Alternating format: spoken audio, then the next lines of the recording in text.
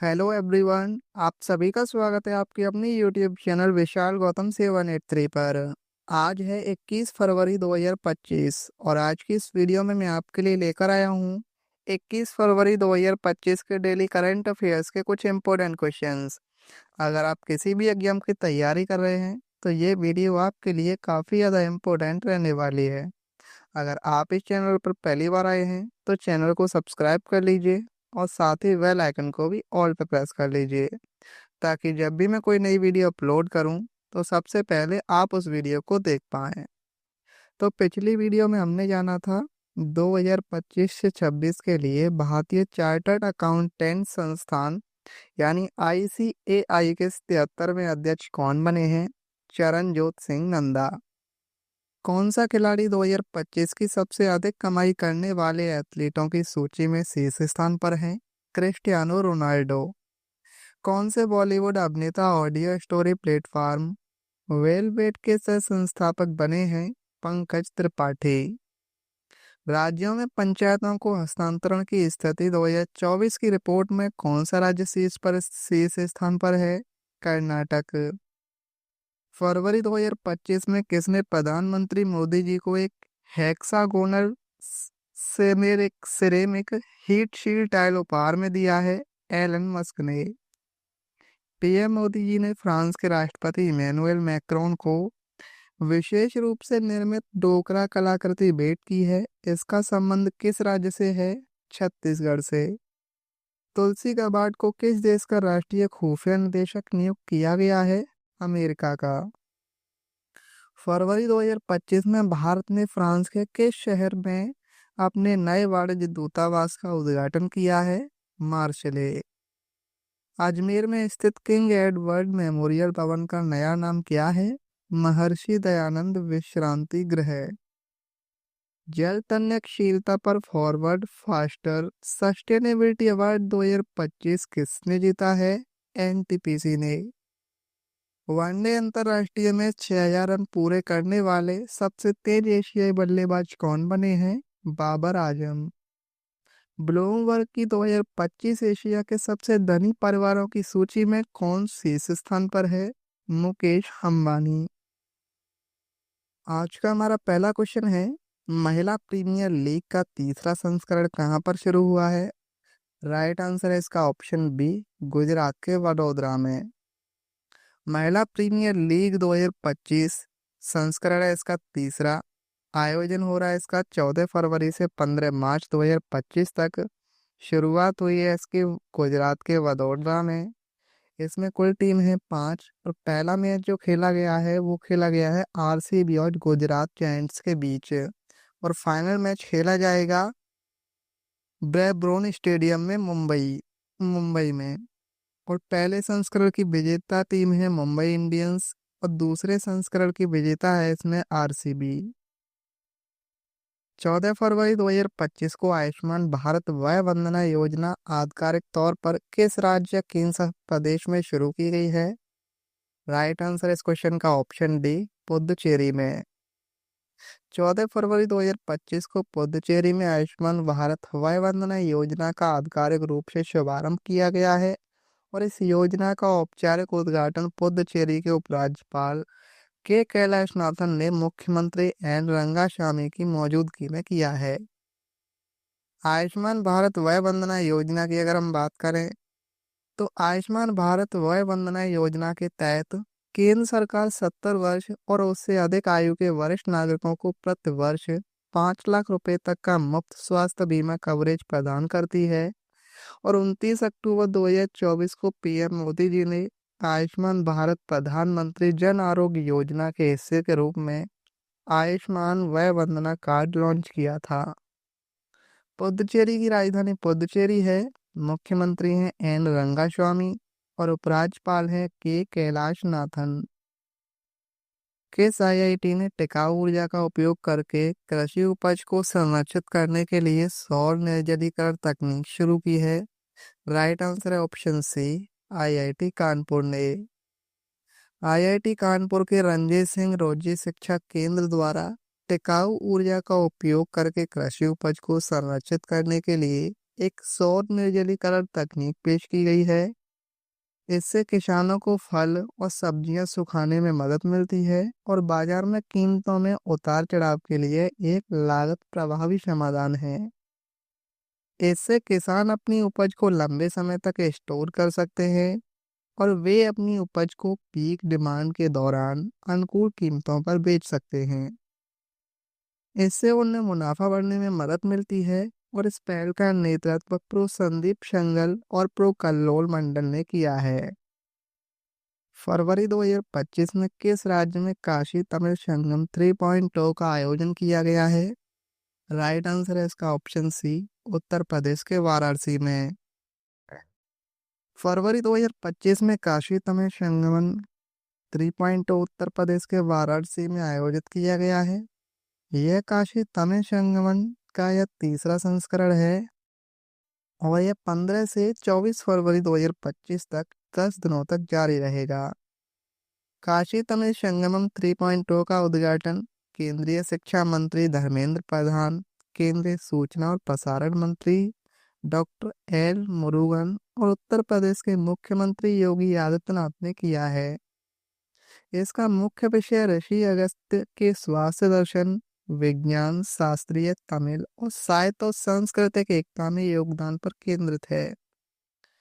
शिक्षा मंत्रालय विभिन्न मंत्रालयों और उत्तर प्रदेश सरकार के साथ साझेदारी में काशी तमिल संगमम 3.0 का आयोजन कर रहा है। यूपी की राजधानी लखनऊ है। मुख्यमंत्री है योगी आदित्यनाथ और राज्यपाल है वहाँ की आनंदीबेन पटेल।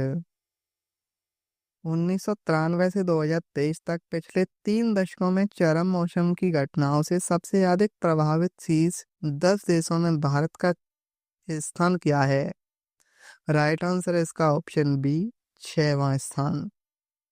एक रिपोर्ट के अनुसार 1993 से 2023 के पिछले 3 दशकों में चरम मौसम की घटनाओं में सबसे अधिक प्रभावित शीर्ष 10 देशों में भारत छठे स्थान पर है।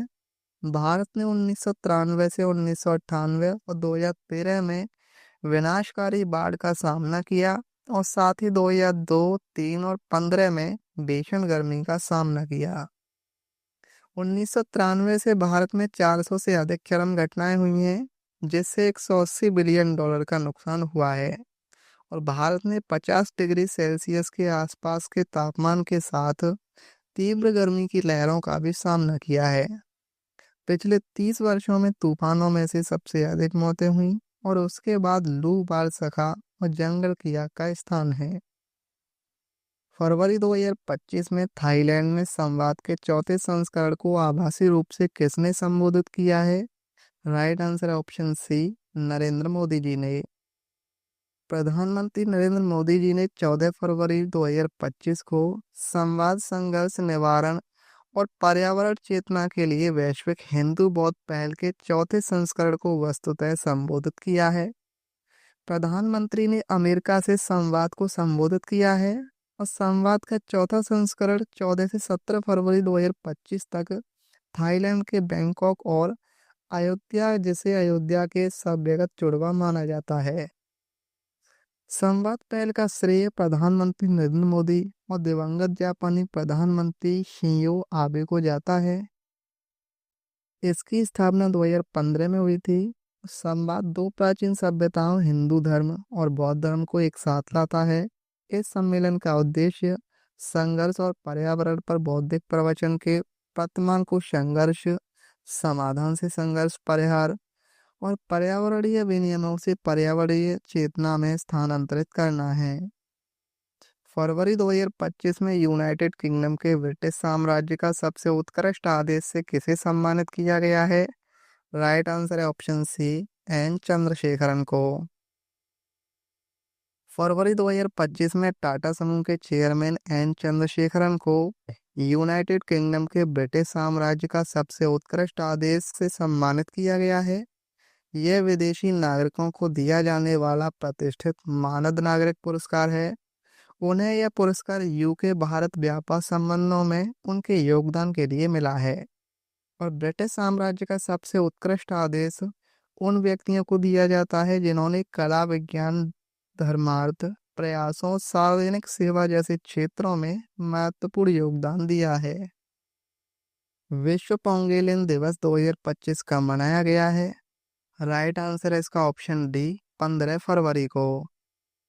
विश्व पेंगुइन दिवस हर साल फरवरी के तीसरे शनिवार को मनाया जाता है।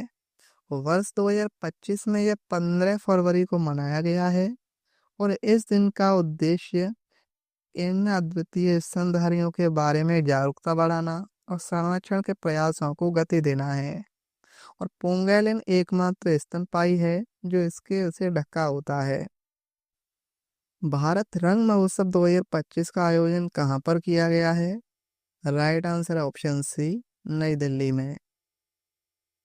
भारत रंग महोत्सव 2025 का आयोजन नई दिल्ली में स्थित नेशनल स्कूल ड्रामा के परिसर में हुआ है और यह महोत्सव 28 जनवरी से 16 फरवरी 2025 के बीच आयोजित किया गया है।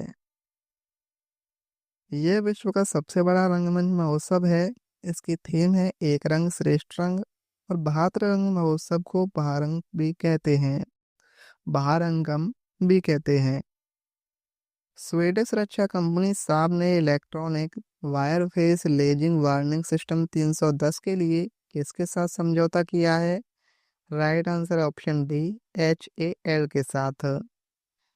स्वीडिश रक्षा कंपनी साब ने हिंदुस्तान एरोनॉटिक्स लिमिटेड के साथ इलेक्ट्रॉनिक वायरफेयर लेजर वार्निंग सिस्टम 310 के निर्माण में सहयोग के लिए समझौता ज्ञापन पर हस्ताक्षर किए हैं और इस MOU का मुख्य उद्देश्य है LWS 310 प्रणाली के उत्पादन और रखरखाव के लिए एक संरचित साझेदारी स्थापित करना। इसके तहत साब मेंटेनेंस ट्रांसफर ऑफ टेक्नोलॉजीज के माध्यम से HAL को महत्वपूर्ण रखरखाव तकनीक हस्तांतरित करेगा और LWS 310 एक उन्नत प्रणाली है जो लेजर आधारित खतरों का तेजी से और सटीकता से पता लगाकर लड़ाकू वाहनों को प्रभावी प्रतिक्रिया देने में मदद करती है। HAL की स्थापना 22 दिसंबर 1940 को हुई थी। मुख्यालय बेंगलुरु कर्नाटक में है और अध्यक्ष एवं MD हैं DK सुनील। विश्व के नंबर 1 खिलाड़ी जैनिक सिनर पर सकारात्मक डोपिंग परीक्षण के बाद 3 महीने का प्रतिबंध लगा है। इनका संबंध किस खेल से है? राइट आंसर है ऑप्शन सी, टेनिस से। विश्व के नंबर टेनिस खिलाड़ी जैनिक सिनर पर सकारात्मक डोपिंग परीक्षण के बाद 3 महीने का प्रतिबंध लगा है। 23 साल के Jannik Sinner world anti doping agency के दोनों टेस्ट में फेल हो गए थे, लेकिन इंटरनेशनल टेनिस महासंघ ने उन पर बैन नहीं लगाया था। ऐसे में वाडा ने court of arbitration for sports में सिनर के खिलाफ अपील दाखिल की थी, जिसकी सुनवाई अप्रैल 2025 को होनी थी। सुनवाई से पहले ही वाडा और सिनर के बीच 3 महीने के प्रतिबंध पर समझौता हो गया और यह प्रतिबंध 9 फरवरी से लागू हुआ है, जो कि 4 मई 2025 तक रहेगा। फरवरी 2025 में महत्वपूर्ण खनिजों में सहयोग को बढ़ावा देने के लिए किन दो देशों ने ट्रस्ट पहल शुरू की है? राइट आंसर है इस क्वेश्चन का ऑप्शन सी, भारत और संयुक्त राज्य अमेरिका। भारत और USA ने लिथियम और दुर्लभ पृथ्वी तत्वों जैसे महत्वपूर्ण खनिजों में सहयोग को बढ़ावा देने के लिए ट्रस्ट पहल शुरू की है और प्रधानमंत्री मोदी की वाशिंगटन यात्रा के दौरान घोषित इस पहल का उद्देश्य आवश्यक सामग्रियों के लिए आपूर्ति श्रृंखला को मजबूत करना है। यह पहल महत्वपूर्ण खनिजों, उन्नत सामग्रियों और फार्मास्यूटिकल्स पर केंद्रित है और इसका उद्देश्य विनियमों सुव्यवस्थित करके पौधों की हस्तांतरण में बाधाओं को कम करना है। USA की राजधानी वाशिंगटन DC, मुद्रा है अमेरिकी डॉलर और 47वें राष्ट्रपति हैं वहाँ के डोनाल्ड ट्रंप।